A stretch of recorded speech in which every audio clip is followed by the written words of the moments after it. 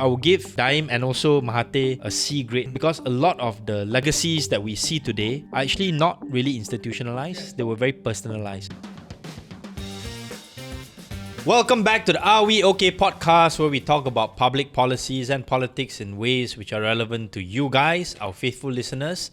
Thanks so much for all your support. For myself, Dr. OKM or Dr. Bota, and we have here Mr. Money Peter. Hey Peter, so I didn't have the opportunity to bring this up in the last episode, but we've reached over 30,000 subscribers. Yep, that's right. We have reached 30,000 subscribers, all thanks to you guys. Now, we understand that there are quite many of you guys who actually haven't hit the subscribe button yet, but faithfully listens to it, right? Now, what you can do is that help us by clicking the subscribe button and turn on the notification, because many of you guys also approach us and tell us, hey, when do you put up your new episode? Actually, what we do is that we put up every week. But what happens is that in the YouTube algorithm, in order for it to remind you that there is a new episode, you have to turn on the notification. So go and turn on the notification, all right? And also follow us on Instagram. Are we okay? So, a lot of support. And hopefully, Peter, we can do maybe a live event sometime soon to thank our supporters, because it's almost coming to a year of our program. Yes, maybe we should do a live event behind the curtains. Behind the curtain.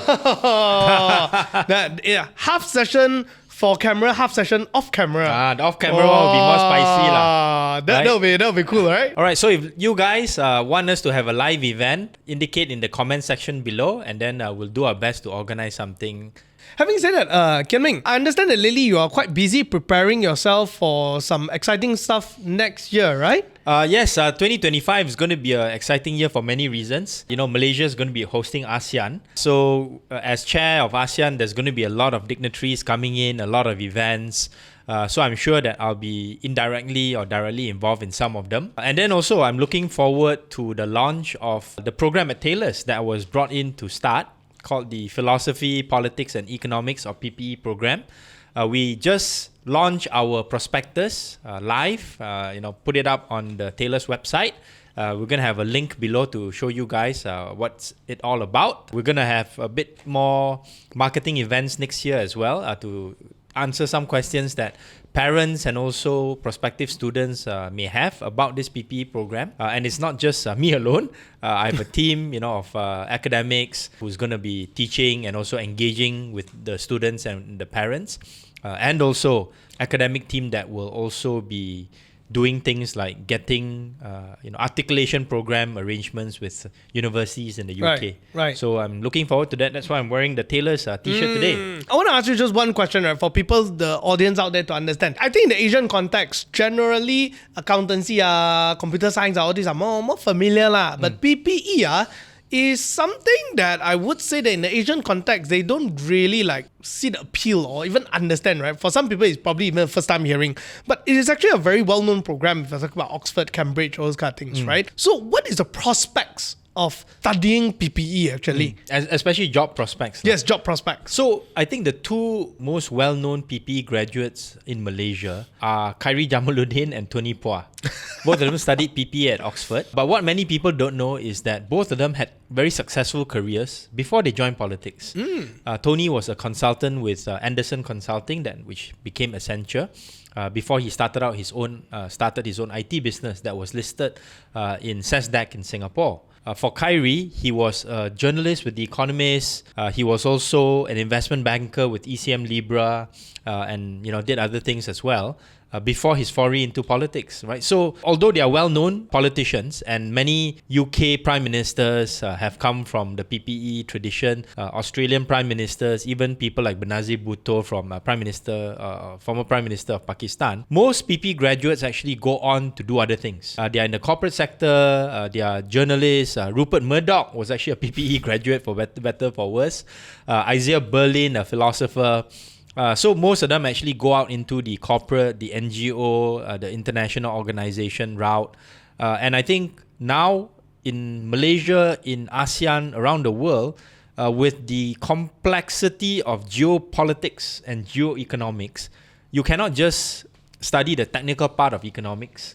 you need to know, the political ecosystem that we're working in.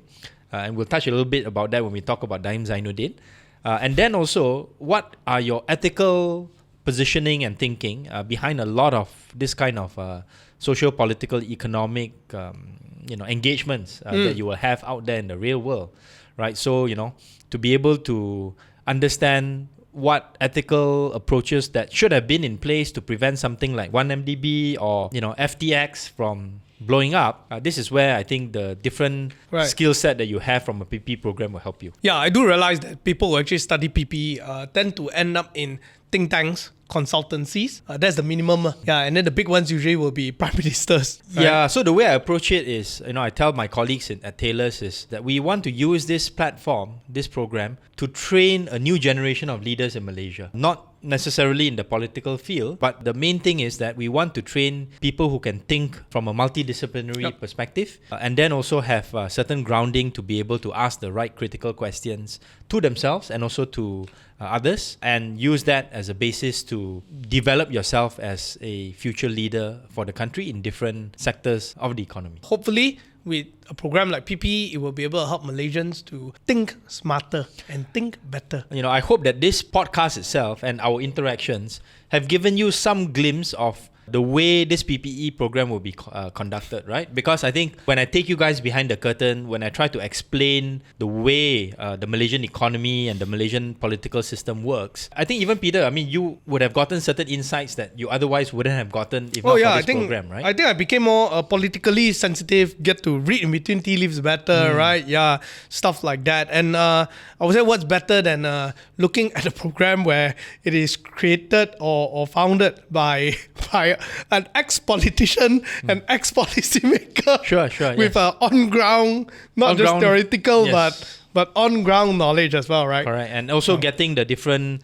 industry advisory panel members, including people like Tony Pua and Khairi Jamaluddin, to come and talk to the students and engage with them. I think we should get Taylor to sponsor this episode next time.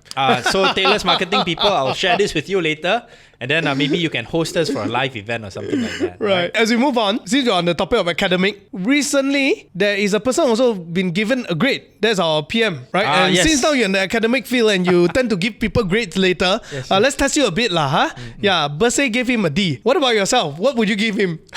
I think it's important to note that for Bersih's grade, the D is in context of institutional reform. Right? It's not talking about the economy per se. I would probably not run too far away from that grade, because I think some of the excuses that the Prime Minister and some people in this government have been giving maybe not so valid.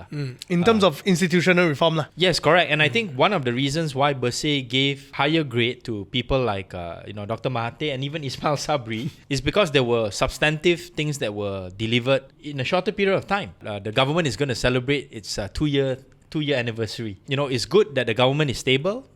Congratulate the government, this Madani government, for having that stability for 2 years. And I'm very confident that the government will last until the next general election, because that's what I think the larger public and also political ecosystem wants. But what are you going to do with the time that you've been given? I think that is the philosophical and also politically relevant question. And I think for me personally, I've been quite disappointed by the failure of this government to introduce a parliamentary constituency act to institutionalize equal allocation of parliamentary or constituency funding. I think that was the thing that they raised their flag on, drummed their chest, and it didn't happen, right? And that was a big disappointment. It hasn't happened. And that was a big disappointment. You see, again, I draw you behind the curtain. My approach and my understanding and my feeling towards this question of equal parliamentary allocation is one that is very personal. And it's one that maybe the audience may not be able to fully understand or appreciate. Because you have to understand, for me, I entered politics in 2013 and won as a member of parliament, as an opposition MP at that time. Yep. Right. So even though, I got some assistance from the Selangor state government, which is controlled by Pakatan Harapan at the time, I felt that it was so unfair that we were denied federal allocation just because we were in the opposition. And I had the second largest constituency in Malaysia at that time. So then you go to 2013. We were in government, or then suddenly we got the constituency allocation, and then I found out, wow, we can do so much with it in terms of really helping the people on the ground, doing infra projects and whatnot. And at the time, the opposition did get at least something. They got like 100,000 or something, or around that figure. I would have liked it to be more, and in fact institutionalize it in the form of a Equal Constituency Allocation Act or something like that. But of course, we didn't have time. But at least we gave something at the start. And then it came back to haunt us because we were then back in opposition after Sheraton move. And then suddenly all our allocation was taken away from us. So to me, I felt it very viscerally, And my staff would have felt it, and, all the MPs would have felt very disappointed. And then that was one of the reasons why, I stuck my neck out, me and Tony Pua, to, do this kind of CSA with the Muhyiddin government. That didn't materialize, but Ismail Sabri took it up. And we've said this in the podcast before. And that's when we equalized the constituency allocation for the remainder of Ismail Sabri's term. So now, you go back to a situation where my colleagues in PH are back in government now. You are not even giving a single cent to the opposition. And not only that, I think it's very disingenuous of the government to say that, yeah, we're willing to negotiate, you just have to agree to the terms. But the terms are effectively saying that more or less you cannot criticize this current government on certain grounds. Yep. That is not really a negotiation done in good faith. Yeah.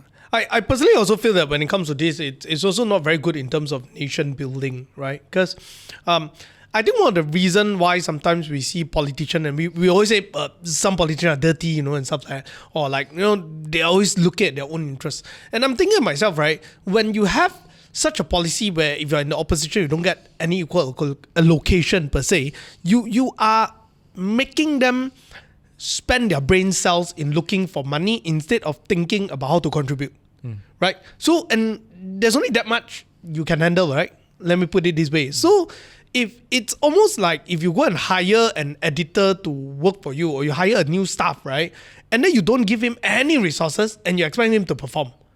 Then the person will be spending most of his time trying to look for those resources. By the time he get the resources, he's probably too tired and he wants to reward himself with the resources given rather than working for the people. And that was a point that was made by Dr. Wong Chin Huat as well during our discussion on some of these related issues. Right. So, and I think maybe just one final note on this particular issue of the constituency allocation, which is if you think about it, right, what happens if, let's say, somehow PH finds itself back in opposition? Yeah, that's right. Right? And then the other side would use this against us. Against us, meaning my colleagues in PH. And at the same time, during this time when PH is in power, part of the ruling government, it is undeniable that this constituency allocation has been used to dangle in front of Bersatu MPs. A few of them have succumbed and they have switched parties, or they have taken the constituency allocation and now they find themselves in a limbo. So this is something, to me, it is very unprincipled, because this kind of temptation and all that kind of stuff, right, was what led to Sheraton move in the first place. Yeah. Was what led to PKR being deprived of many of its MPs who move over to Bersatu, to Azmin's side. Even UMNO, they were victims of this as well, when many people from UMNO, MPs, left UMNO to join Bersatu, right? So when this kind of vicious cycle takes place again, right, you're wondering where are the principles that were once strongly advocated for by my colleagues in the DAP especially, and also some MPs in PKR. Yeah. What I can say is that ultimately, if this keep going, what I can see is the people, the rakyat, are the losing party. Because ultimately, what happens is that you may end up getting a politician or a policy maker that's voted in that can't be fully concentrated to contribute, but rather he needs to look for ways to survive. Or it'll be a tit for tat situation where whoever's in power will deprive those who are in opposition. And again, it's not going to be for the benefit of the rakyat. Yeah, we go back to what it was before 2018, right? Well, And then, maybe just one final note here. I think if there's any room for optimism, I would say this lah. The PM said in a very joking way, UPSR get D, maybe SPM will get A.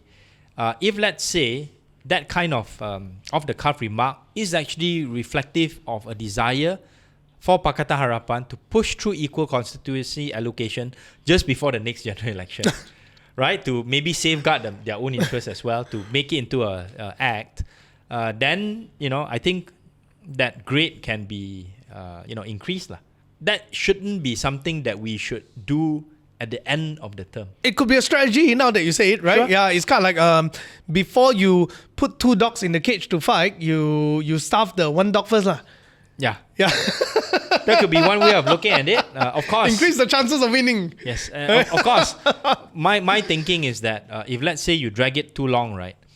Somewhere along the line, you may lose stomach to want to implement it implement it towards the end. That's right. It also reflects of your principle lah. So not very good in that sense. Yes. So I hope that we can get the executive director for Bersih, Mr. Ui Kok Hin, to come up to our podcast and to explain some of the methodology and also some of the discussions that Bersih had to go through to come up with this, not just this D score, but also the different rankings of the different prime ministers, starting from Najib, Mahathir, Muhyiddin, Ismail Sabri, and then now Anwar Ibrahim. Yep. Right. So watch this space. I'm sure that there will be an interesting discussion. Be right back after this.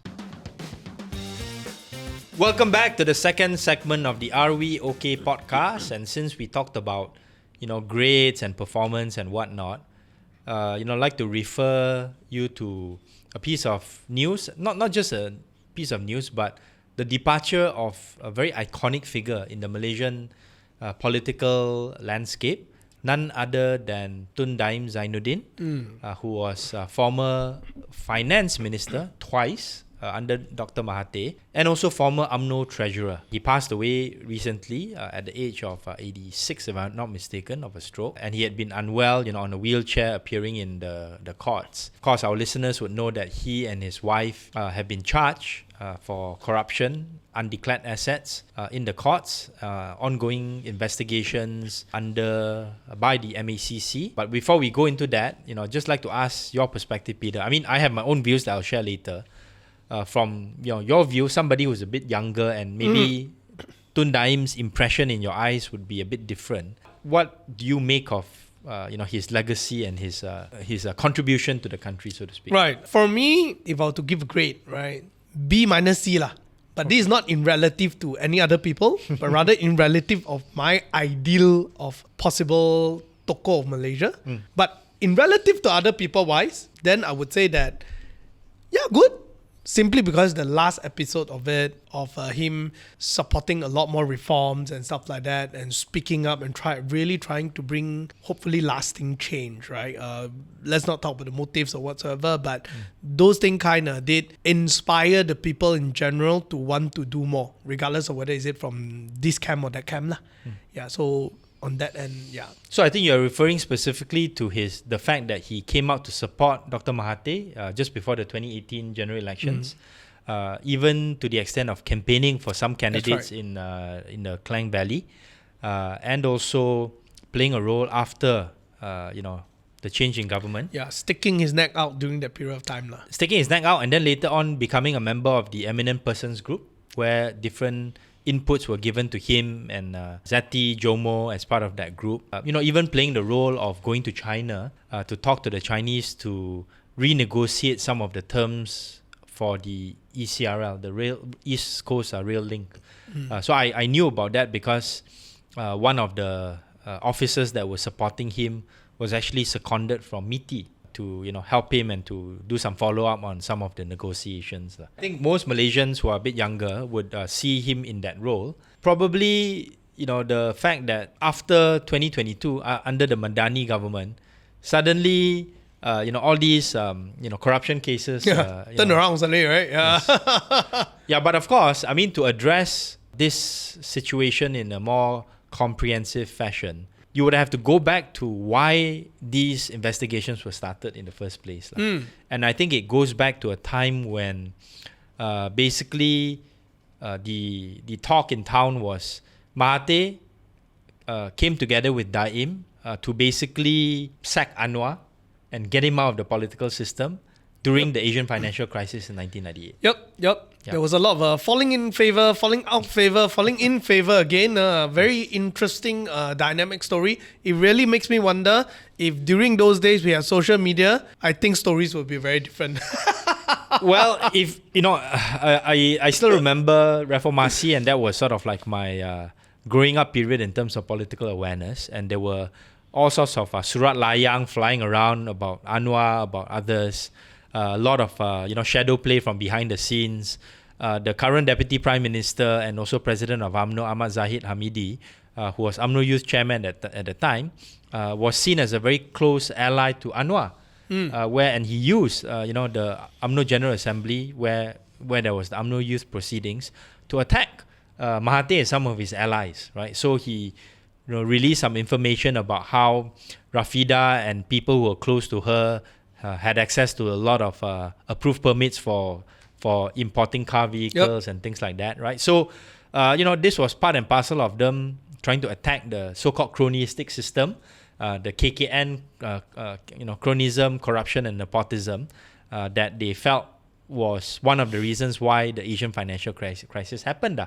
Of course, the actual picture is actually much more complex, right?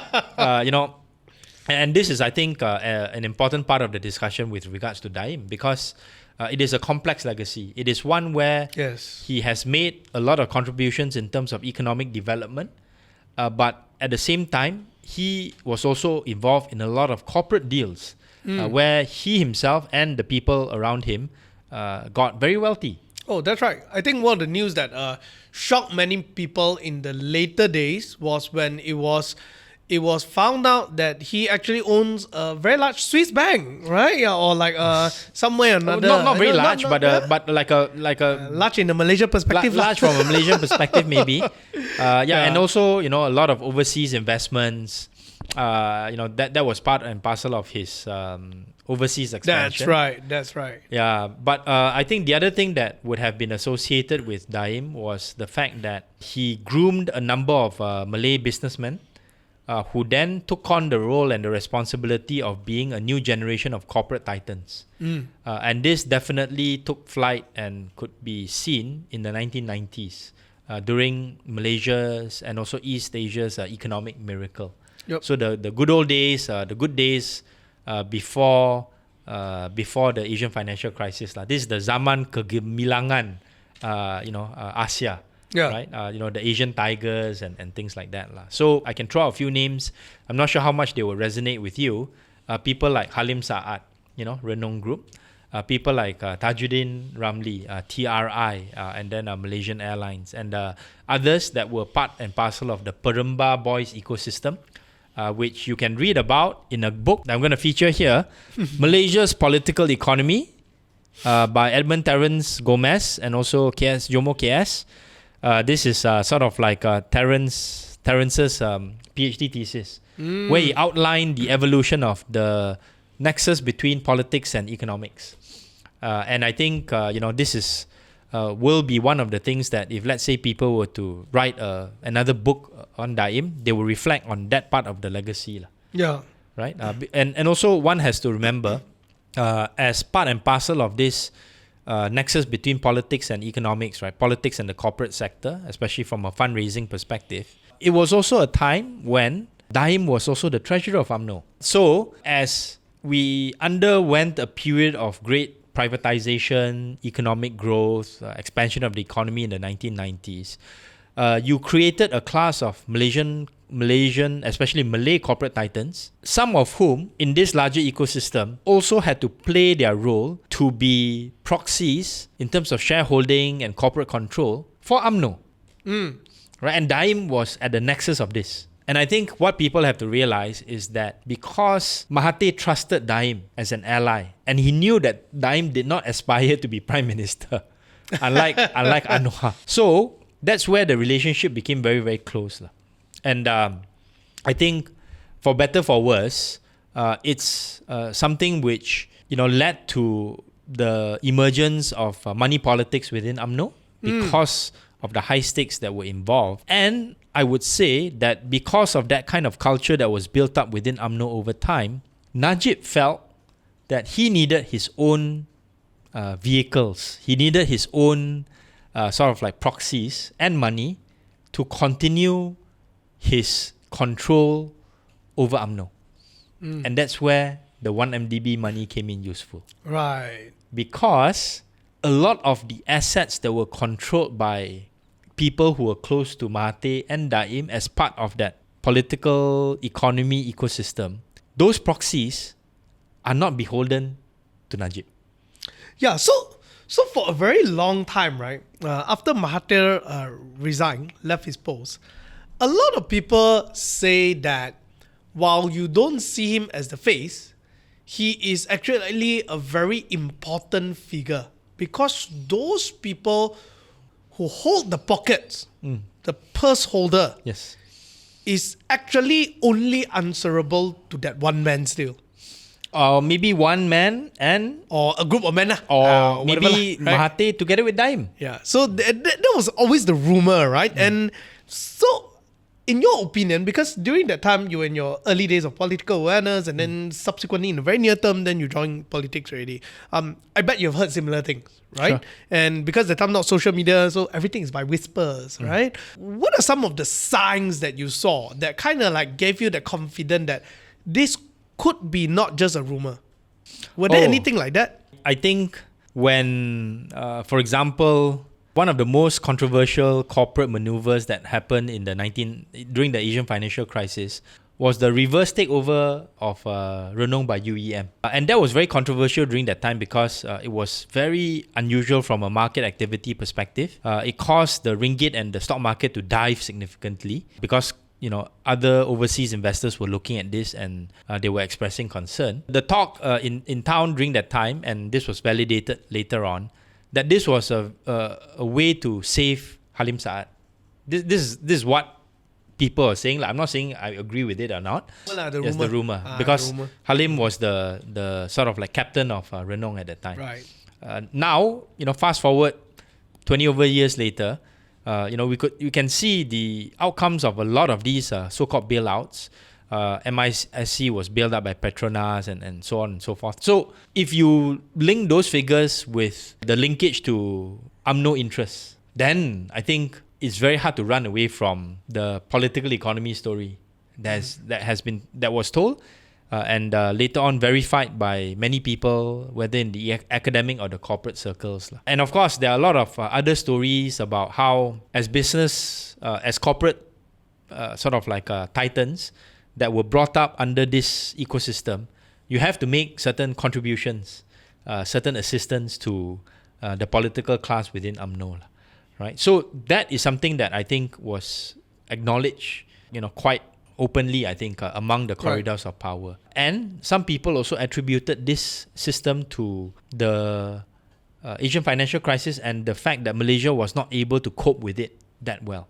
And I think one of the legacies of the Asian financial crisis linked towards this nexus is the fact that a lot of these corporate titans that were brought up during Mahathir and also Daim's time, they are no longer part of corporate Malaysia, right? So that's why if I bring up Tajuddin Ramli, you won't know, right? If I bring up Halim Saad, you won't know. Yeah, my parents' days punya figures, right? We won't know much about them other than they were who, like that. Yeah, so this is also, I think, one of the legacies of Daim and also Mahathir that they have to contend with, in the sense that it was not sufficient just to build up Malay corporate titans. You had to institutionalize the processes of good governance within listed entities, for example, right? So that the kind of values that you want to subscribe and push forward can last for a longer period of time. Right? And I'll give an example, later on. But this is, and I think an important issue for us to grasp with now, because to what extent are similar signs of cronyism, political cronyism, also present under this Madani government? That'll be an interesting subject to look at. Right, because some business entities are also trying to position or reposition themselves to be closer to Prime Minister Anwar, appointing some people who are close to his ecosystem to be part of their corporate structure, for example. This is sort of like an emergence or re-emergence of the bad habits of crony capitalism that emerged during the Asian financial crisis. Any thoughts on that? Regarding this, for me, I do not know whether how prevalent. Definitely, I would say that there will be some degree. I think any government has some sort of a degree of it. I mean, just look at the new Trump administration, right? That's the most fabulous one. We're just joking about it that if the way that Trump is ruling US right now, I digress, right? Trump ruling US right now, it's like appointing Mr. Money TV as the finance minister, you know. Just because he knows you. Just because I knows me and I he know how to sees talk, you on right? TV. Yeah, that's right. Yeah, I know how to talk doesn't mean I manage a country, right? Don't forget me when you become appointed as finance minister. Yeah. No, appointing you is better. Appointing me is the disaster, right? My point I want to make, I digress, like I say, right? I would love to see on the boards of director of all big companies, if we can pull out a history of like during different period of minister, how many of these possible proxies are there? Then chart out a pattern. Yeah, then that would give us some information. Okay, so that has actually been done already by Terence Gomez.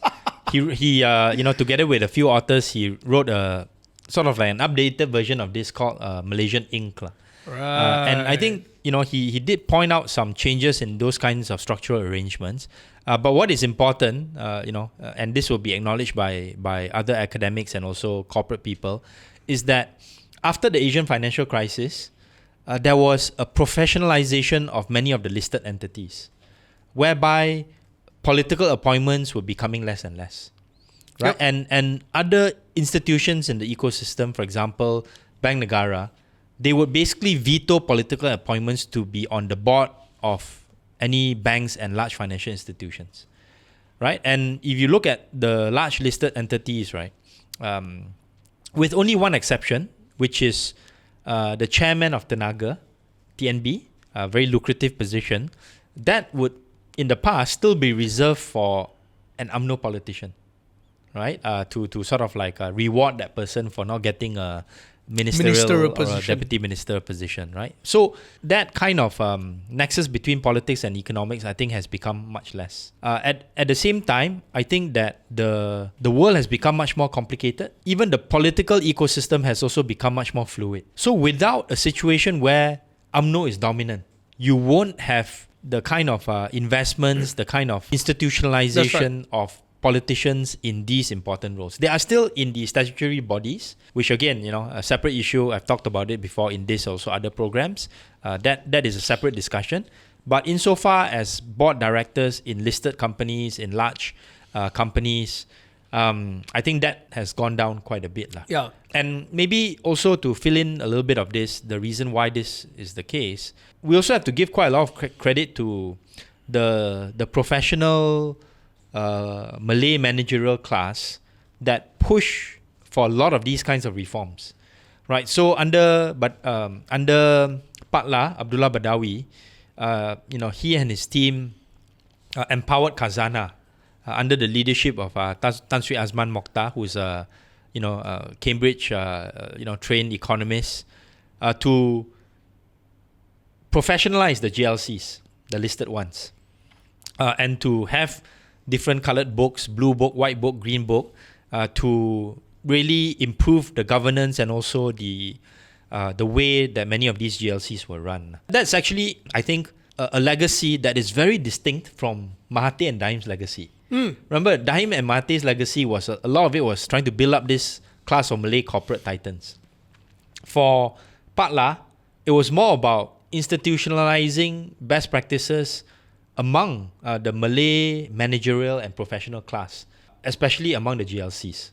And, this was also a time when Maybank started expanding abroad. Yes. We had Asime also expanding abroad. Celcom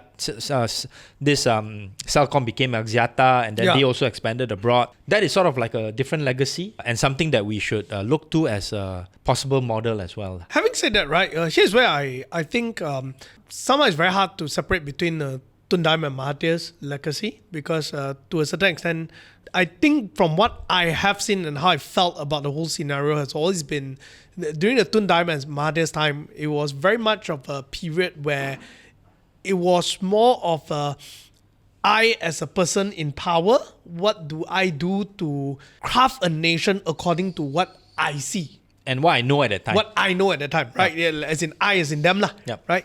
And I think that the other part is that when it came to Abdullah Badawi's time, it was more of a institutionalized kind of period. But the thing is that when you're doing this kind of institutionalization thing, right, it's not sexy. Yeah, it's it not takes exciting. It takes a longer period of time. Yeah. It doesn't grab the same headlines. That's right. So it kind of, and because Malaysians are so used to that aggressiveness, that that kind of like the Trump style kind of administration, and suddenly Abdullah Badawi just looked like, in certain people's eye, a weaker version of a leader they're supposed to be. Yep. Then Najib came about. I think he was pretty good in balancing these two things quite well.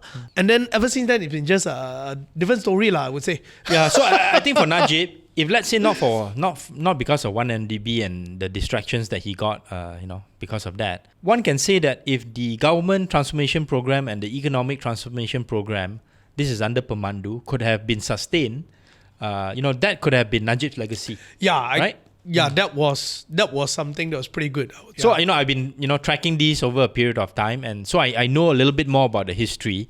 But maybe I just want to end this section talking about and elaborating on a different model of that kind of Bumiputra-led corporate and professional development, which is something that was explained quite well, I think, in this book. It's called What's in a Name, by Tan Sri Nazir Razak, Family, Career and the Heart of Malaysia, right? So I got this book because I knew that I was going to have coffee with Tan Sri Nazir, and then I got him to sign it, and then I just finished reading it a couple of days ago, and it's a fascinating read. Of course, I went straight to the 1MDB part first, and then later on, I went back to the earlier parts, which was very interesting. The way he described how Tun Razak at that time brought in a lot of new institutions to help the poor Malays. Yeah. Things like Felda and whatnot, which I think if it had continued to be run well, professional, Felda wouldn't be in the trouble that it is now. Yeah. Right?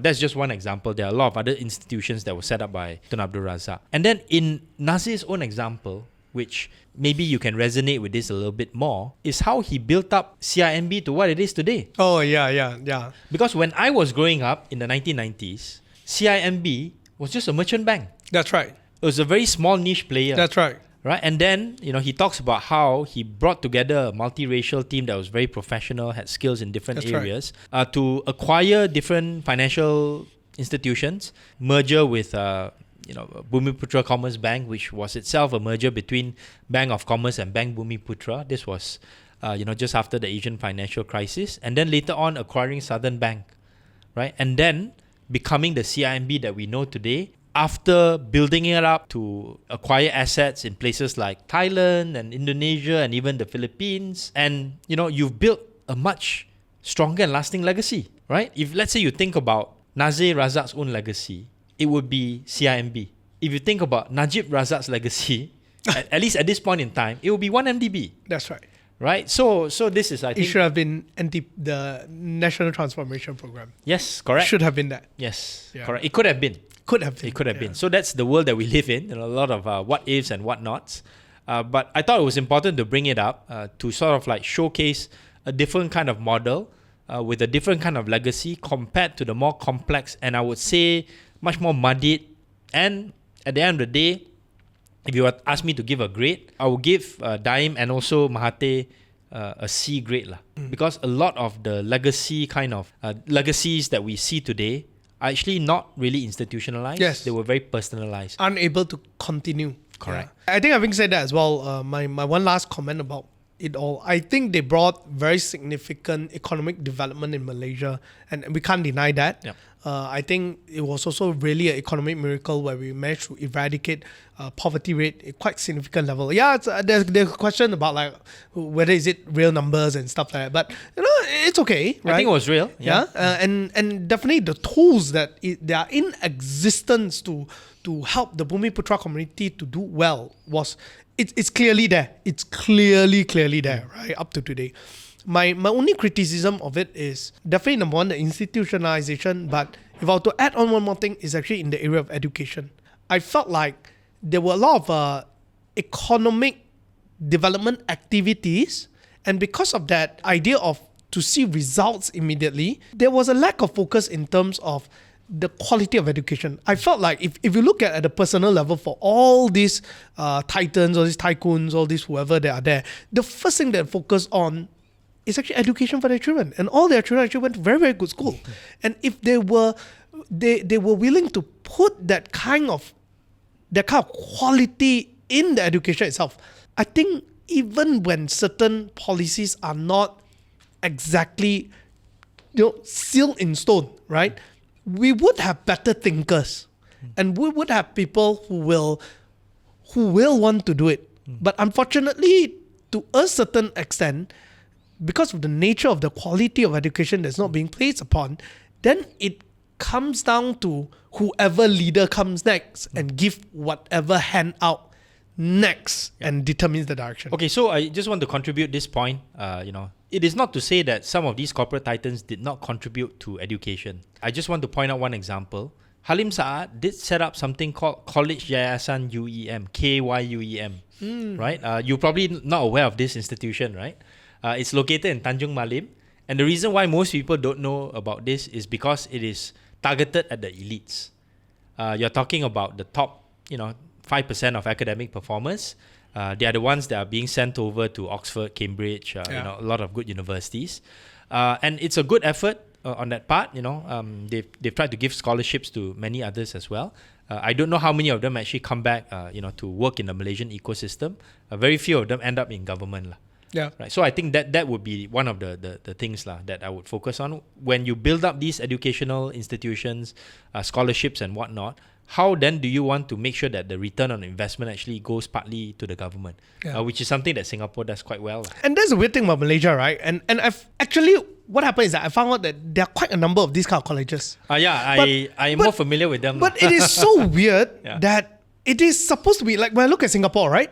Yes, there are elites who are there, but there's also a big portion where it's really people, right? And this is probably the second point I want to make, which is when the attention of certain people in government and whatnot are focused much more on the elite education, you don't pay attention to the masses, which is what you're talking about.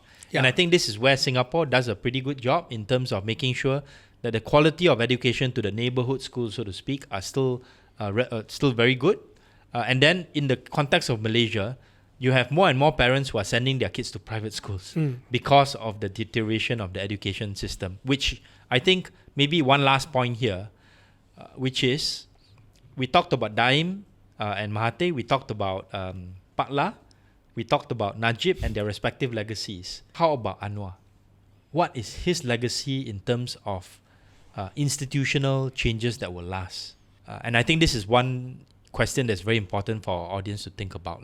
As far as I can see, the institutionalization of that legacy is not apparent at all, right? There's a lot of stuff which is good in terms of going out there to project Malaysia's leadership of the global south, going to different countries, attracting investments to come to Malaysia. All those are good things. But how do you want to make that something that can last for more than one generation, more than one election cycle? That's right. Right?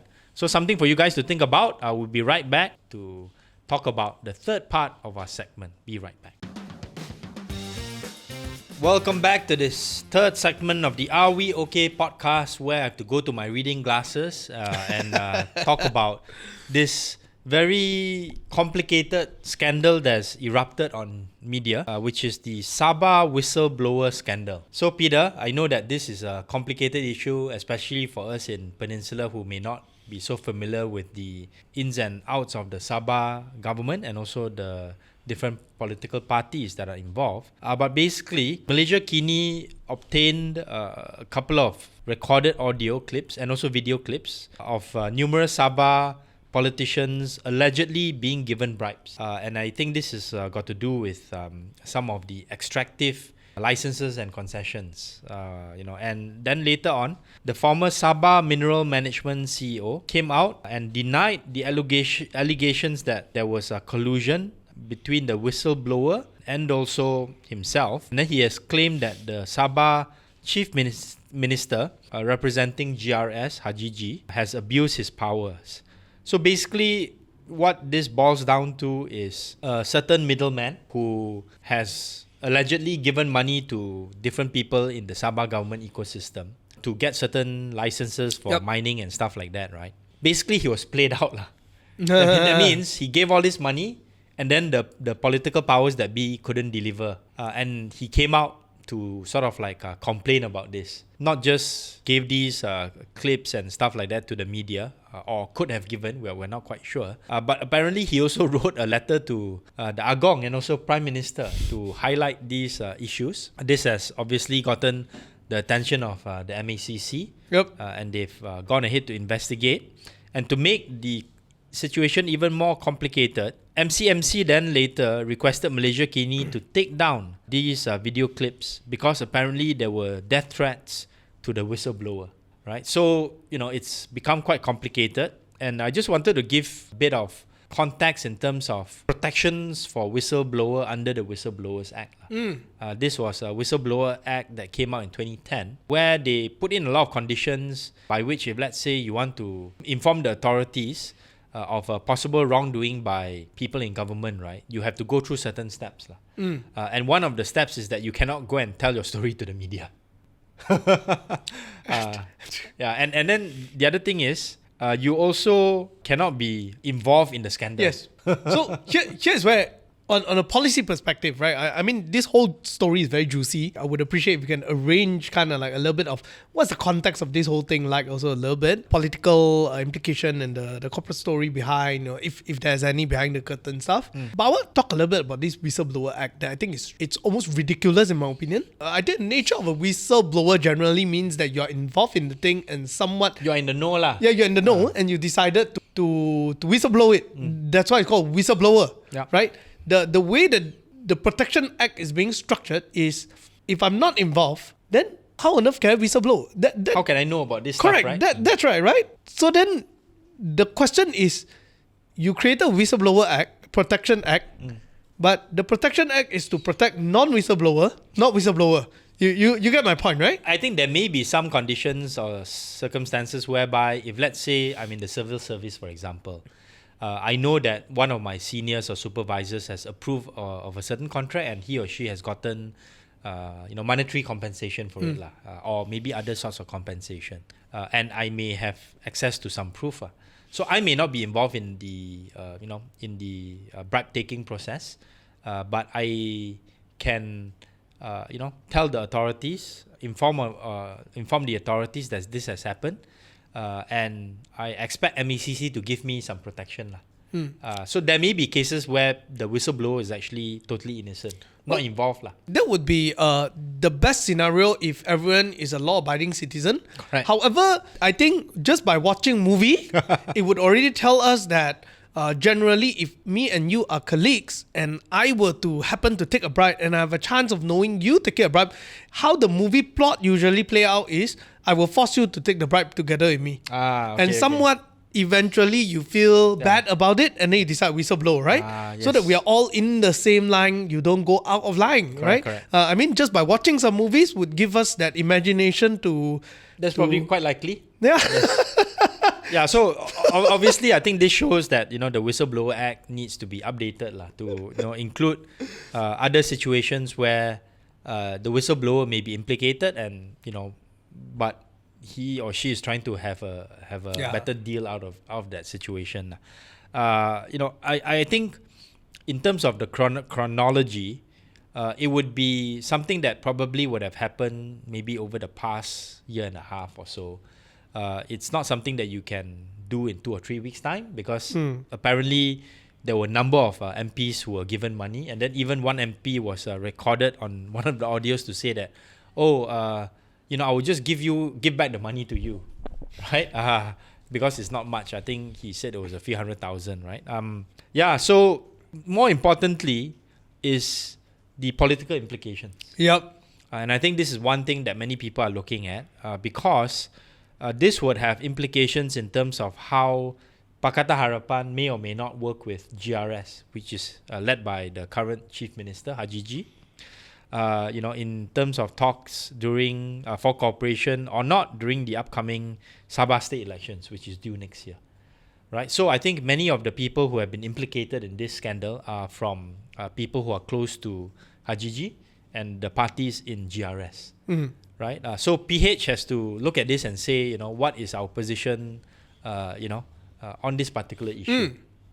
And then BN also has to look at this and say, hey, where do we want to position ourselves? Because if you look at history, BN MPs and Aduns are not necessarily free from these kinds of wheeling and dealing. Some people can speculate that MECC may be used as a tool to try to weaken Hajiji's coalition, Hajiji's GRS, and then maybe use that as an instrument to get PH and BN to work more closely together for the upcoming Sabah state election. But I will also say that, let's say from DAP's perspective, DAP Sabah has the autonomy to go and talk to different coalitions and parties. And I think, working with BN is one option because of the federal dynamics. But DAP is also very concerned that if they are only going to be working with BN, and BN may have the same kind of concerns as well, they would be seen as a Malayan coalition. DAP National Party, BN also National Party. There are no local parties involved. That's here. right. Then this, again, will also affect whether or not some of the parties within GRS will want to come out to work with PH and also BN. If, let's say, the seat allocation formula can be managed, right?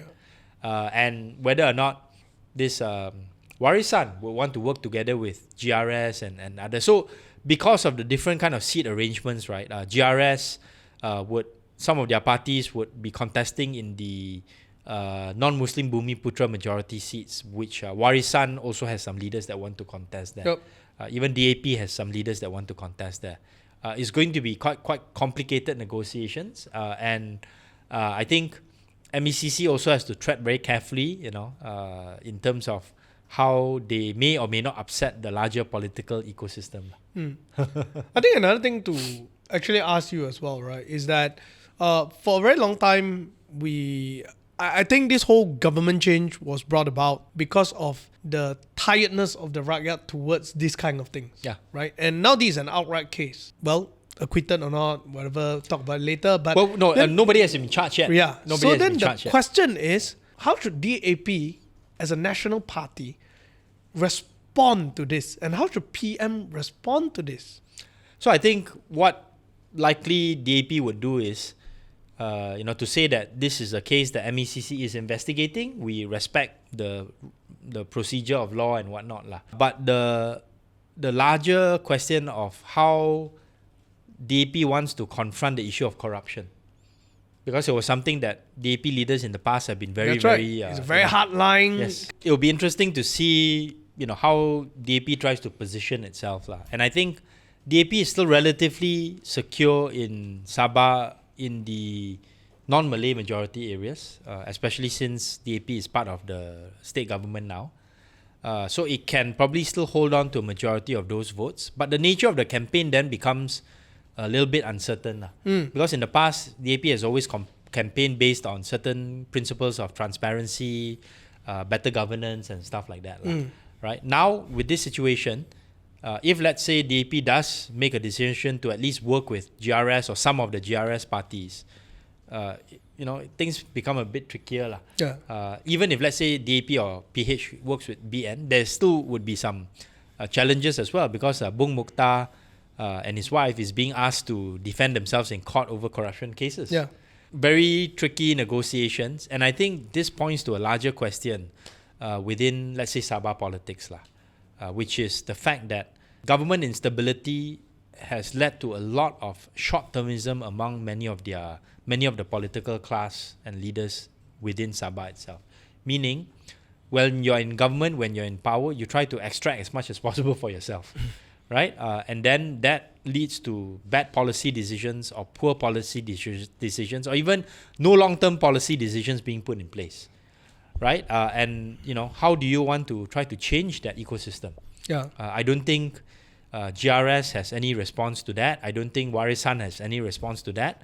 I don't think that BN has any response to that. And frankly speaking, PH may have had certain thoughts about structural reform in Sabah and in the federal government, but right now I think the credibility is much less lah.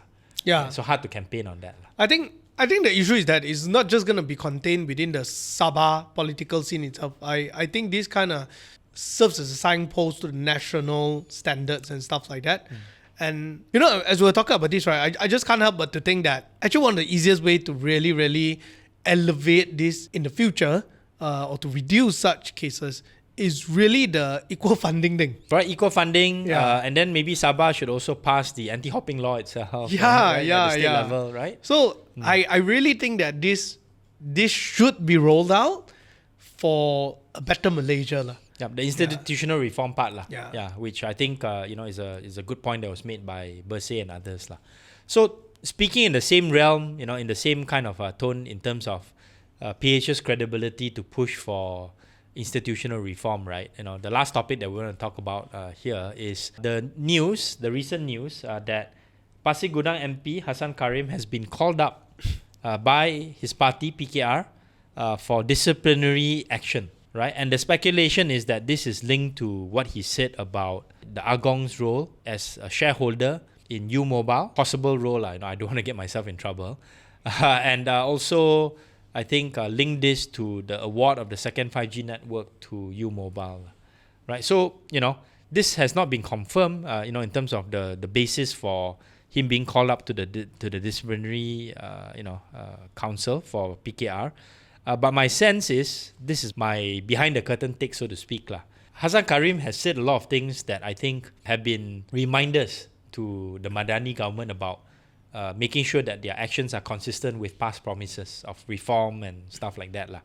And I think maybe some people in the cabinet, may not be so happy with the things that he said, right? So the second 5G network thing is only one small part, right? And in fact, Hassan Karim has been, awarded the Lim Lian Giok Spirit Award for 2024, right? For being brave enough to speak out on a lot of these things, even though he's a government backbencher lah, right? So my sense is that there are people who are unhappy within PKR, which is why they are calling him up. And I think PKR also wants to send a signal that, we are not allowing, or we're not sort of like having no action taken against an MP who raises up issues of 3R, in Parliament. And this is to show, certain people in the ecosystem that we are trying to control our own people as well, right? So, whether or not this will translate into a lot of PH supporters not being happy with PKR, I think it's something to look out for. My sense is that at the end of the day, I don't think there will be any disciplinary action taken against Hassan Karim lah. Yeah, but that warning has been issued lah. Yeah. Right. So, whether or not other government MPs would be daring as Hassan Karim to speak out, remains to be seen. I think not quite likely lah.